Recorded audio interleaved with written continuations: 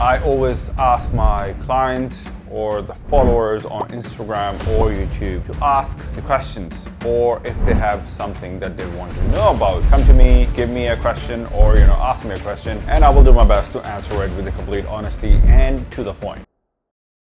Welcome to Strongest in the Bloodline. My name is Rashpal, and today I'm going to answer some of the questions that you guys asked. So I'm going to go straight to the inbox of my Instagram, and let's say, what do we have? Right, the first one is, why am I not seeing results even though I am working out? Well, the question is pretty straightforward, but the answer is not, because not seeing results is not just linked to the fact that I am working out or you're working out. It has a lot to do with how your sleep is, how your nutrition is, how well your program that you're actually executing is designed for you. There are a lot of factors. So my advice, go back to your program, see if it's being executed right, and see if it actually fits your goals that you're trying to achieve. And along with that, how is your stress level and how is your nutrition? Look into all those 4 factors and you will get your answer. And if you still struggle to do that, you know what my email address is. It's rashpal.coach@gmail.com. Send me an email and I might be able to help you. Question number 2, should I do cardio before or after weights? Either way, it's a similar results, but if you are somewhat of a heavy lifter who likes to do strength training and depleted him or herself into the training during that resistance training session, I would strongly recommend to do your cardio afterwards, because once you do it before, you're just gonna deplete your energy and you may not have same kind of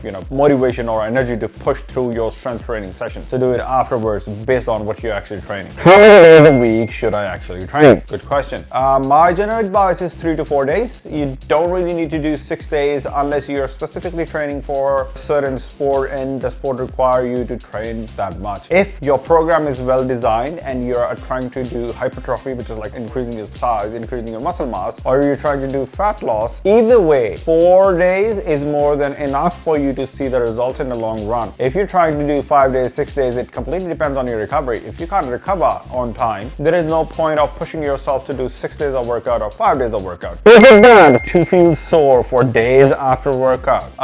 Yes and no. You shouldn't be feeling sore more than 2 to 3 days on a certain muscle group. For example, if you have trained legs the way it should be trained, proper push, you gave your 99% on that session and you felt the pump, you pushed through the weights, probably hit your PR as well. Yeah, maybe 2 to 3 days. That's kind of like how much you should feel the DOMS for. But if it's staying more than that, that tells you one simple thing: you're low on your protein in your nutrition and your sleep is pretty bad. So fix your sleep, fix your nutrition, fix your protein intake, and your recovery will get better. Can I target fat loss in one area? Funny enough, this is a very common question that I get asked on the gym floor all the time. Hey, I have these jiggly arms, I want to lose fat here, what exercise should I do? I have this belly flab, I want to get rid of, what sort of crunches or ab exercise should I do? When you drop body fat, you pretty much drop overall. So wherever you accumulate a large amount of fat in your body, that is the last part you will see actually getting flat or actually going, getting tight, regardless of if you're a male or a female.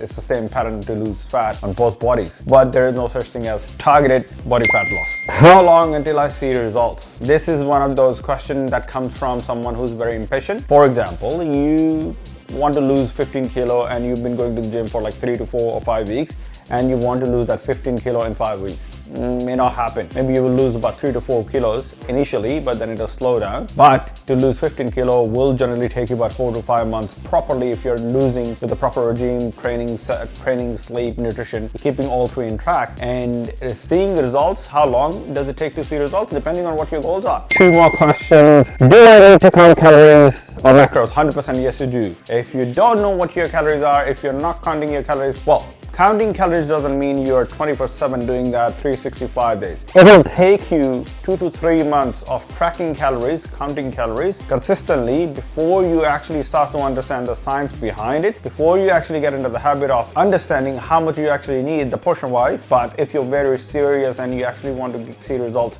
in timely manner, you do 100% need to count your calories or track your calories, otherwise you're setting yourself up for the failure. How much protein do I actually need? anywhere between 1.5 to 2.1 grams of per kilo of your body weight. So just do that math. If you are someone training 2 to 3 times a week, have more of like, the low activity lifestyle, sits in an office, sits on a chair for long hours, you probably need about 1.6 grams of protein multiplied by per kilogram of your body weight. But if you are someone on a hypertrophy or body fat loss journey, you need to be on a high protein diet, about 2 to 2.1 grams multiplied by your body weight, and whatever the number comes, that's the kind of protein you need. Well, that's it for today. And if you have more questions, feel free to send me, feel free to comment below, and I will do my best to come up with the right answer that will fit your requirement and that you're looking for. And that's it for today, and I'll see you next time.